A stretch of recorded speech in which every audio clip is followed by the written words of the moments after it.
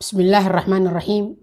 أن وحكا برونو ويدينتن what is an interbank rate waxaan dhihi karnaa waa dulsaarka ay wax ku kala deynsadaan bangiyada dhexdooda.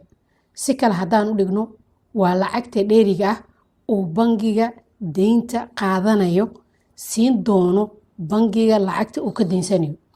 Dulsaarkana waxa uu halbeeg ama cabir u yahay dulsaarada kale ee ka jira suuqa sida interest rate-ka laga qaadi doono macaamiisha shaqsiga ah ama ganacsatada.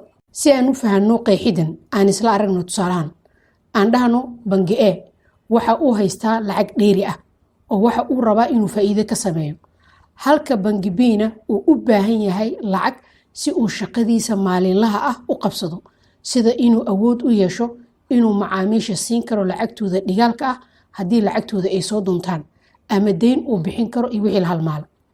Aan dhahno bangi A waxa uu ogolaaday inuu 10 milyan deymiyo bangi B kuna deymiyo dulsaar dhan 2% muddo dhan bil.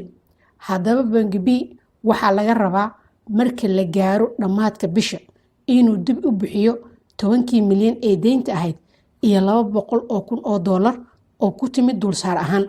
Haddaba isku day in aad 10 milyan aad ku dhufatid eber 2 oo ahayd 2%, waxaa kuu soo bixi doonta $200,000. Ogowna maadaama bangi B uusan lacagtan ku soo helin bilaash oo dulsaar uu bixiyey marka uu macaamiisha deynta siin doono, waxa uu xisaabta ku darsanayaa 2%daas uu deynta ku soo qaatay. Waana sababta aan u dhahno interbank rate waxa ay sii saameysaa dulsaarada kale ee ka jira suuqa maaliyadda. Xog dheeraada oo ku saabsan micnaha dulsaar ama interest rate fadlan ka dhigayso lifaaqa hoose oo aan hadda koor kaga soo hadalnay. Mahadsanidin, waa inoo markale haddii rabbi idmo.